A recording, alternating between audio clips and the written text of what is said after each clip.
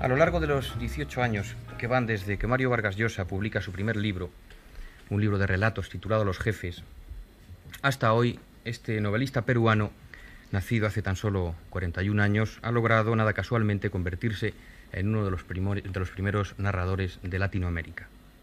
Hoy en este programa y con su propia ayuda, Mario Vargas Llosa, vamos a tratar de recorrer esos 18 años de escritor.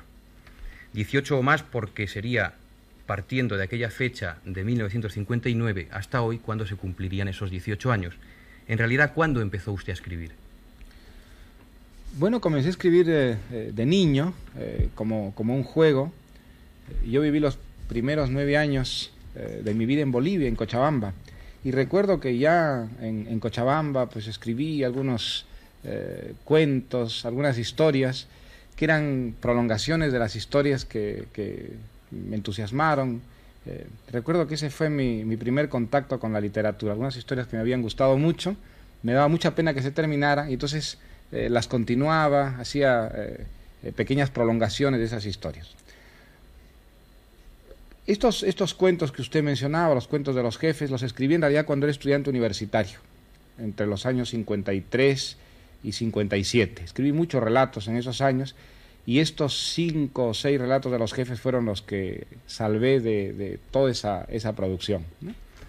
Sí, estos 5 relatos que componían Los Jefes fueron como un tributo que usted pagó entonces a la narrativa social urbana que se hacía en aquellos momentos en su país. Era una literatura naturalista, verista, que se encontraba entonces en su apogeo. ¿Cómo ve usted hoy, desde esta distancia, aquel libro?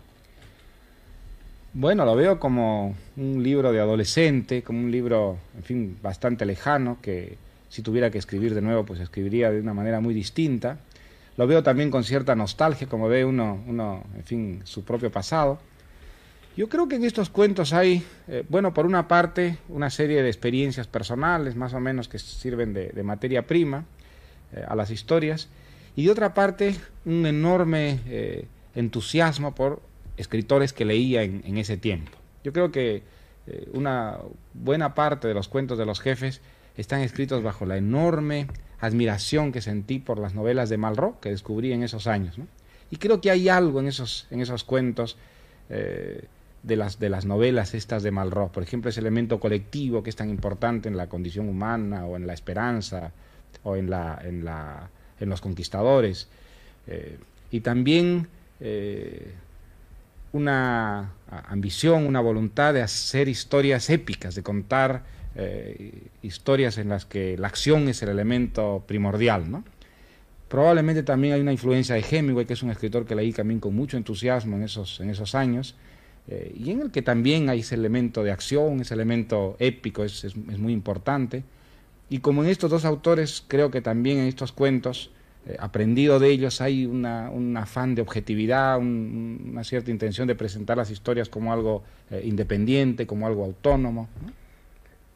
Fuesen de más o menos calidad aquellos cuentos por los que usted ahora siente nostalgia, sí que había, al menos en aquel libro, en Los Jefes, como una especie de ensayo general, como una especie de modo de ver la literatura que después sería catapultado hacia otras novelas, otros relatos posteriores. Por ejemplo, ese ambiente colegial que hay en Los Jefes, en el relato que da título al libro, luego estará enriquecido en el Leoncio Prado de La ciudad y los perros. También esa especie de diálogos que alguien ha llamado telescópicos están en un cuento de ese libro que se llama El desafío. ¿Usted era consciente entonces de que Los Jefes era una especie de gran ensayo general? No, en absoluto, no. Ahora, vistos a la distancia, pues sí, yo también creo que en esos relatos había como la intención de ir un poco más allá, de escribir algo más largo, ¿no? Creo que se podrían considerar todos como tentativas frustradas de novelas o en fin, de relatos más largos, ¿no? Pero en ellos hay algo que está en todo lo que he escrito, y hoy es siempre la utilización de algunas vivencias personales, de algunas experiencias propias como materia prima de los cuentos. Por ejemplo, ese relato de los jefes que da título al libro, que es un episodio escolar, pues está basado en un hecho que ocurrió en un colegio donde yo estudiaba, una huelga estudiantil así muy ingenua, muy efímera, que en el cuento está bastante magnificada, ¿no? Lo que pasa es que en La ciudad de los perros pues también utilicé muchas experiencias personales, y mis experiencias personales eran por supuesto las de un escolar, ¿no? Acababa de salir del colegio, y entonces hay ciertas afinidades, ciertas semejanzas entre los dos libros. En cuanto a la forma, es posible también que ya de una manera muy embrionaria en los jefes aparezcan algunas técnicas que están más tarde en La ciudad y los perros, ¿no? Por lo menos en ese afán de objetividad, en ese deseo de presentar las historias como un mundo autónomo, como un mundo soberano, de ocultar, digamos, al narrador. Yo creo que eso de una manera muy intuitiva está ya en mis primeros cuentos. Yo no creo que era consciente en ese tiempo, ¿no? de esto, pero visto así a la distancia me parece que sí que hay ese afán, ¿no? En esa objetividad está Flaubert, del que luego vamos a hablar un poquito después. Bueno. En el año 1962, con este libro, con La ciudad y los perros, obtiene usted el premio Biblioteca Breve. Es un mundo de privaciones, de violaciones, unos modelos de vida oficiales que se tratan de imponer y a la par, al mismo tiempo, se están destruyendo por otro lado. Por otra parte, hay una especie de afán de copiar esa realidad de una forma naturalista, verista, pero al tiempo como de transcribirla, como de transponerla, como de reinventarla. Una especie de afán por inventar la realidad, que justamente es el título de uno de los ensayos que se han escrito sobre usted, Vargas Llosa, La invención de una realidad. Yo querría preguntarle sobre las relaciones estas que siempre se dan en su obra, sobre la realidad y la realidad inventada, esa copulativa entre ambas cosas. Bueno, como le decía antes, todo lo que he escrito está siempre basado en algunas experiencias personales que son el factor desencadenante, ¿no? Ciertas cosas que he visto, ciertas cosas que me han ocurrido y que me han marcado profundamente, como es en el caso de La ciudad y los perros, pues el hecho de haber estado 2 años en este colegio militar que sirve de escenario a la novela. Esa fue una experiencia para mí realmente muy profunda, muy intensa, me afectó tremendamente, y desde que era cadete en el Colegio Leoncio Prado pensé alguna vez escribir algo a partir de esta experiencia. Yo creo que a esa materia prima se añadieron pues luego muchas lecturas. Creo que ahí la influencia de Sartre, por ejemplo, fue muy importante. Es un autor que descubrí yo en la universidad y que me marcó mucho. Sus ideas sobre literatura, por ejemplo, ¿no? Con las que ahora no estoy tan de acuerdo, pero en ese tiempo realmente me dieron una idea de lo que era la literatura y del tipo de literatura que yo quería hacer, es decir, una literatura comprometida, una literatura que estuviera profundamente enraizada en una problemática social, que no fuera una literatura, digamos, didáctica como la literatura del realismo socialista, pero que fuera una literatura que asumiera toda una problemática social y que hiciera con esto literatura. Yo creo que esa intención sumada a esa experiencia de cadete leonciopradino está más o menos en esa novela, ¿no? En La ciudad y los perros.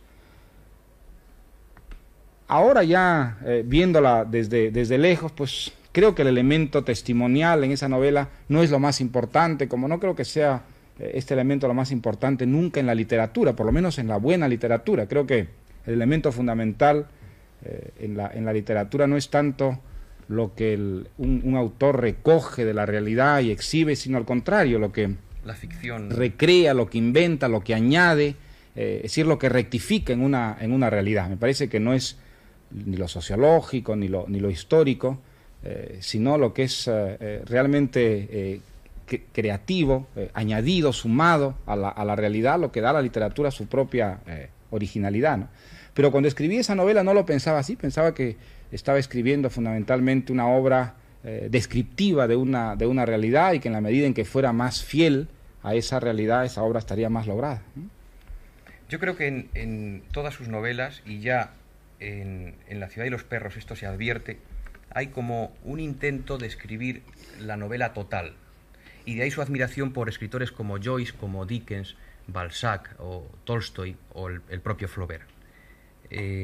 usted profesa una gran admiración por estos escritores y no justamente por otros, aunque también sean interesantes. Y usted ha hecho referencia más de una vez a esto, a la novela total. ¿Qué entiende usted por novela total?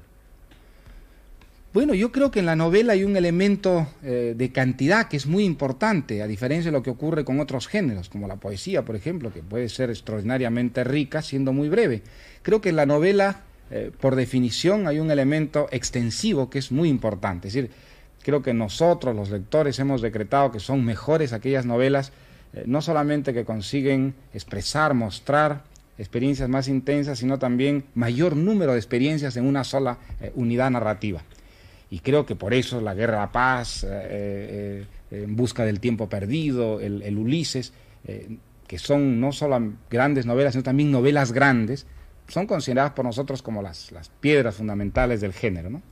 Bueno, pues yo creo que hay en la naturaleza de la novela esa vocación de ser cada vez más extensa, de crear un mundo que se parezca más al mundo real del cual toma sus fuentes, ¿no? Hasta llegar a competir con él, a ser igual que él. Y creo que, bueno, eso es una utopía, por supuesto, es una quimera, pero que son mejores las novelas que se acercan más a esta quimera de la novela total, esa novela que representaría la realidad un poco como ese mapamundi del que habla Borges, de tamaño natural, ¿no? El personaje quería hacer un mapa del tamaño natural, sí. Natural, sí.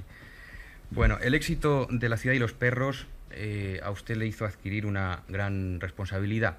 Su segunda novela no podía ser igual a la primera, sino que tenía que ser mucho mejor. Esa novela segunda fue La Casa Verde, Sí. Que surgió de un cuento originariamente, pero de repente el cuento creció y usted tenía en su mesa, en un momento determinado, 5.000 folios, de donde se obtuvieron La Casa Verde y también material para conversación en la catedral. Había allí episodios que luego se aprovecharon para conversación en la catedral. Bueno, el caso es que esta segunda novela superó a la primera. Era el enriquecimiento lingüístico de La ciudad y los perros, era la proliferación de personajes, de historias, de planos. La novela era como un gran sistema circulatorio con sus vasos comunicantes, regándolo prácticamente todo. Yo le quería preguntar, y después le aclararé por qué le hago esta pregunta, ¿dónde aprendió usted a escribir de esa forma? Bueno, yo creo que uno aprende a escribir escribiendo, es decir, que es en el trabajo mismo donde va descubriendo sus técnicas, donde va descubriendo su estilo y donde va aprendiendo además un método de trabajo, ¿no? Usted ahora, al hacerme la pregunta, dijo una palabra que yo creo que es muy importante para explicar mi caso de escritor, que es la palabra proliferación.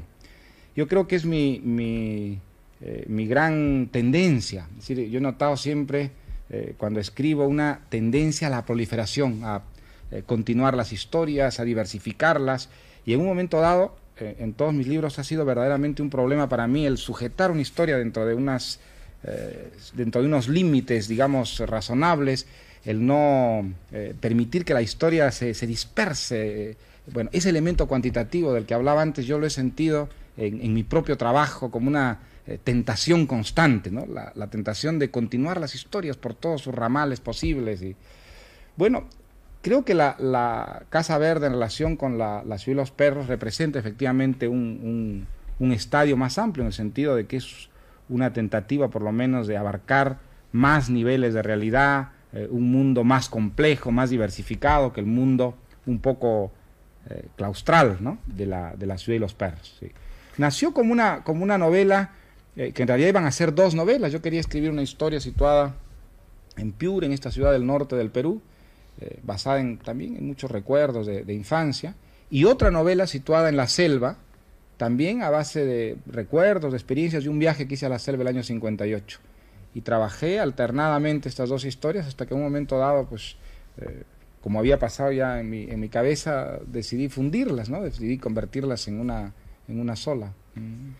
Le preguntaba dónde aprendió usted a escribir estas novelas, porque aunque no sea, por supuesto, en esta novela que yo voy a mencionar ahora, usted ha hecho referencia muchas veces a esta novela.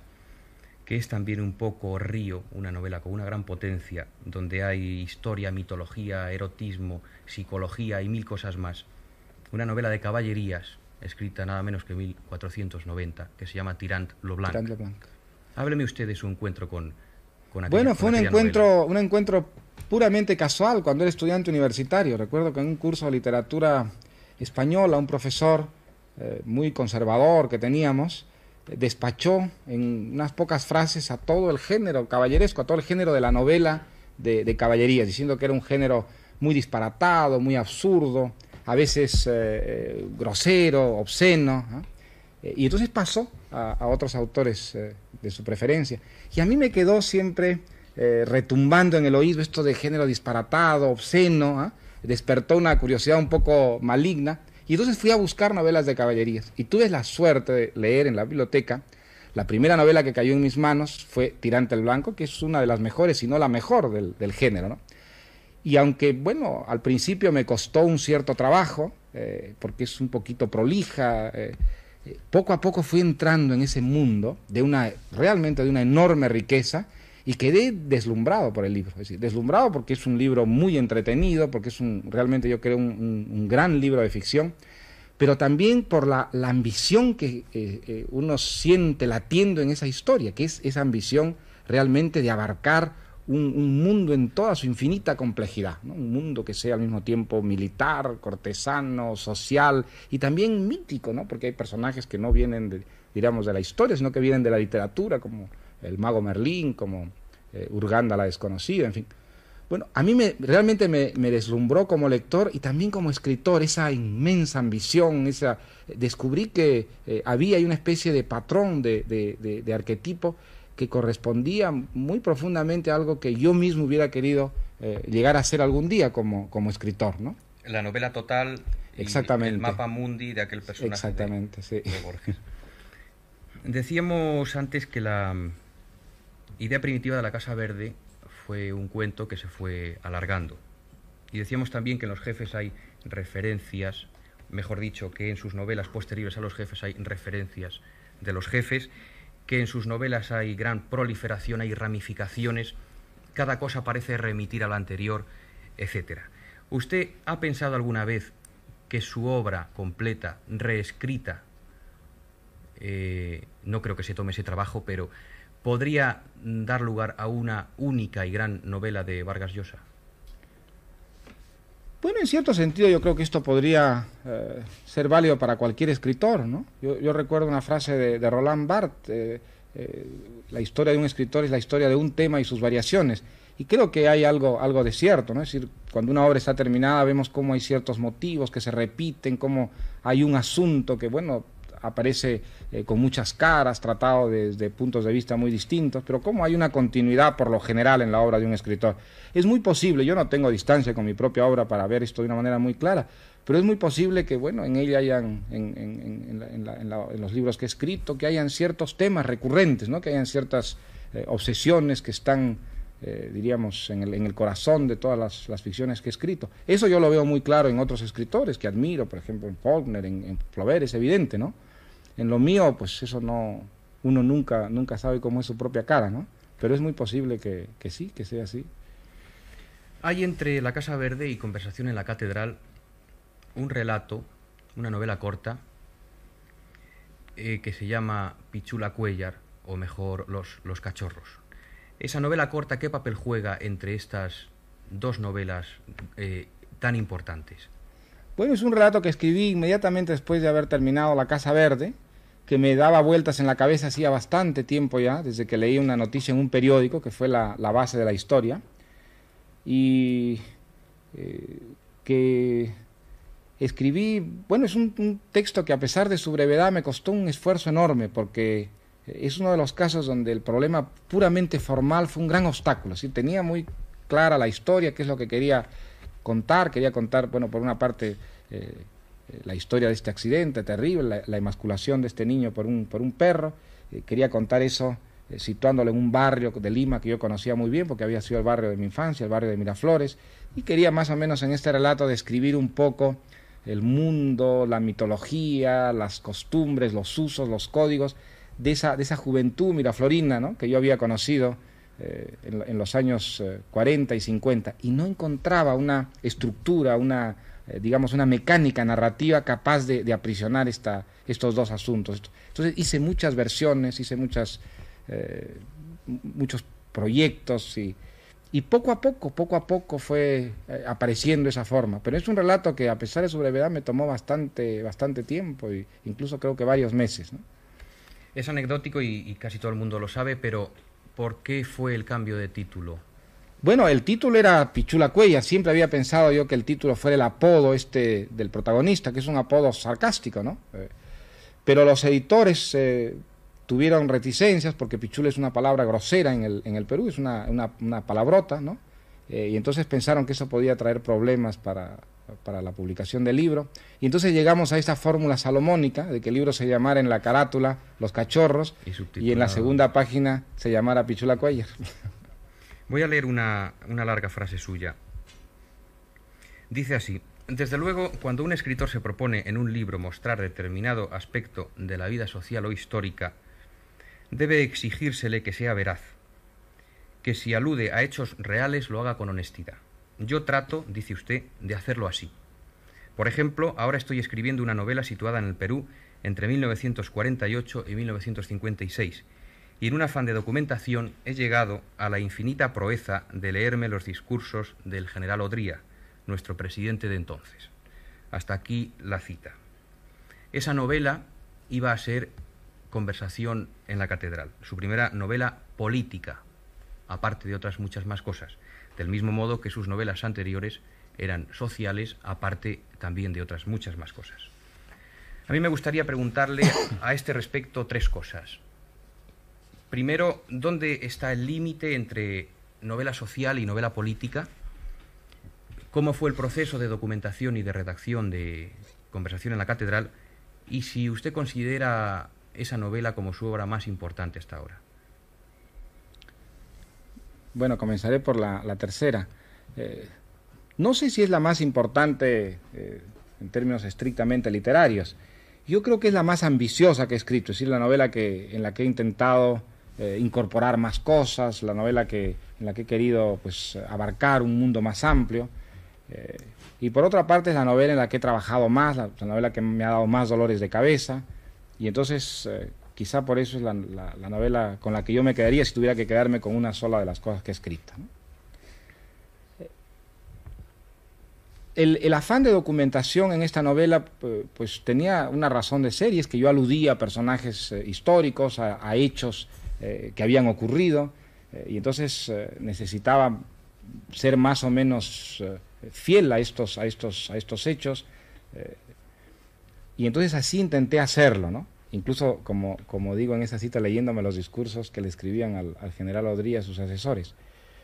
Sin embargo, al oír al oír la lectura de la cita, pues ahora realmente no diría lo mismo que dije en ese entonces. Es decir, ya no creo que la versión que uno puede dar literariamente de un hecho histórico pueda ser realmente fiel, absolutamente fiel. Creo que al convertir en literatura, es decir, al hacer pasar por el lenguaje, al convertir en un orden narrativo un hecho de la realidad, este hecho de la realidad se convierte en un hecho distinto, se convierte en un hecho literario, es decir, uno traiciona profundamente la realidad, lo quiera o no lo quiera, porque la literatura es una realidad propia, una realidad autónoma, que tiene relaciones, por supuesto, con la realidad, digamos, histórica, con la realidad vivida, pero que no es ella, que no se puede confundir con ella.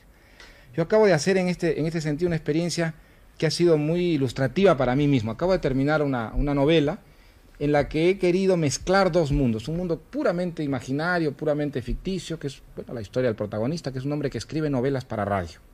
Y entonces, pues la mitad de la novela está situada en el mundo de la imaginación, en las truculencias, en los melodramas, en fin, en esas historias disparatadas, increíbles que escribe este personaje. Y como contrapunto a esta historia, yo quería contar una historia absolutamente objetiva y absolutamente cierta, no verosímil, sino cierta. Entonces, tomé un año de mi vida, más o menos que corresponde a la época en que está situada la historia de este personaje, y intenté contarlo con la máxima veracidad.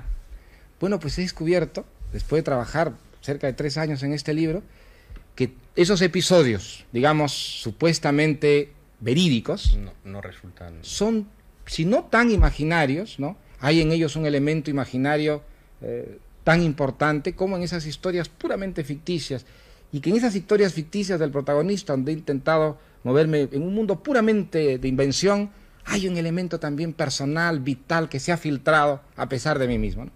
Pues yo creo que en Conversación en la Catedral pasa algo de eso, es decir, que la historia política de la novela, que quiere ser una representación fiel de lo que fue la dictadura de Odría, si vale algo literariamente es porque además de esos elementos objetivos que están ahí, hay otros elementos que corresponden a algo puramente imaginario, que tiene que ver con pulsiones profundas, con obsesiones profundas, con ambiciones profundas, que la razón no ha controlado y que de alguna manera se han filtrado en la novela, ¿no? Es la reinvención de la realidad de que hablábamos hace un rato. Exactamente.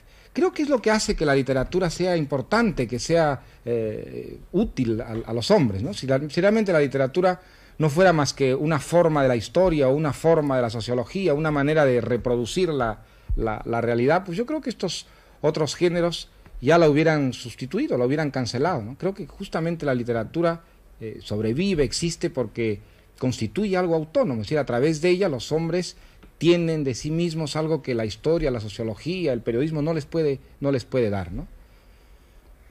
Usted ha dicho también en alguna ocasión que es absolutamente inmune al humor en literatura, y que para usted el humor en literatura es, o el humor posiblemente en general, es irreal, es decir, la realidad contradice al humor. ¿Eso no está también quizá en contradicción, al menos aparente, con Pantaleón y las visitadoras? Bueno, aparente y también esencial. Sí es algo que dije en un momento que pensaba efectivamente que el humor era incompatible con el tipo de novela que quería hacer, y luego al escribir Pantaleón y las visitadoras descubrí que era absurdo pensar así, que el humor realmente es un elemento muy importante en la literatura, y que incluso hay un sector de la realidad, de la experiencia humana, que solo se puede expresar, o al menos se puede expresar más profundo y ricamente a través del humor, ¿no? Ese es un descubrimiento que hice escribiendo Pantaleón, y estoy muy arrepentido de haber hablado mal del humor en literatura. Bueno, he querido dejar para el final una cuestión que yo creo que es clave de toda su obra, que es ese afán por ocultar siempre al narrador, por hacerlo desaparecer. No hacerle ningún guiño al lector y dejar como que el relato siga su curso por él mismo. Ahí está Flaubert, el hombre pluma. Exactamente. A Flaubert incluso usted le dedicó a este libro titulado La orgía perpetua. Yo querría que nos hablase ahora de sus relaciones con Flaubert. Bueno, yo descubrí a Flaubert al llegar a Europa, aquí el año 59, el 58, y es un encuentro que para mí fue importantísimo, ¿no? Es un autor que, bueno, me deslumbró como escritor, me conmovió profundamente, y además me enseñó muchísimo. Creo que es un autor profundamente educativo, instructivo para un joven que comienza a escribir, porque todos los problemas de la creación literaria, todos los problemas técnicos, él los vivió, bueno, de una manera muy intensa, muy profunda, pero además razonó sobre ellos con gran lucidez en su correspondencia, ¿no? Y creo que, bueno, entre los muchos asuntos, muchos temas importantísimos que hay en la obra de Flaubert, en relación con la novela, este tema, el tema del narrador, el tema de la objetividad de la narración, es un tema esencial, porque para él fue un elemento clave en su obra, ¿no?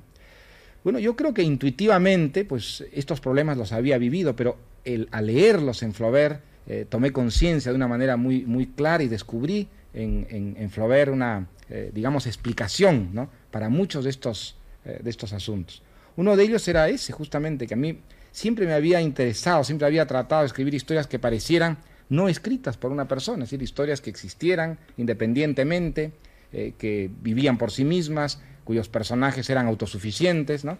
Y entonces todas las técnicas de la narración estaban destinadas a ese fin.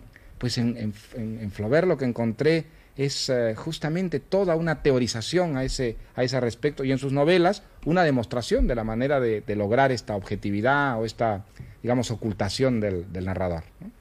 En ese libro, en este volumen que usted le dedicó a Flaubert, hay un capítulo dedicado a Madame Bovary.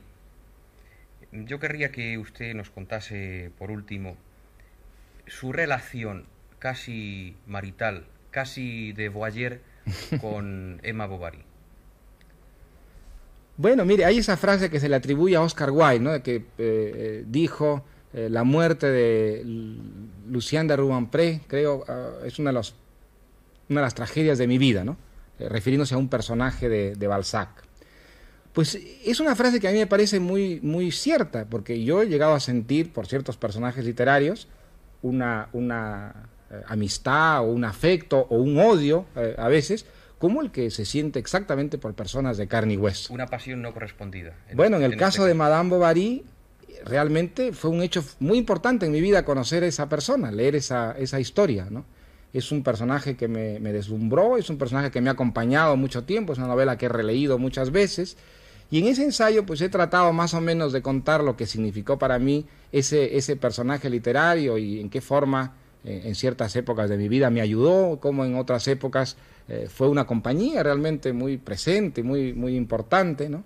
Y en otro sentido, hasta qué punto esa novela, que yo creo que es una novela realmente extraordinaria, me ha servido a mí como escritor y también creo a los escritores que vinieron después de que ella se publicó.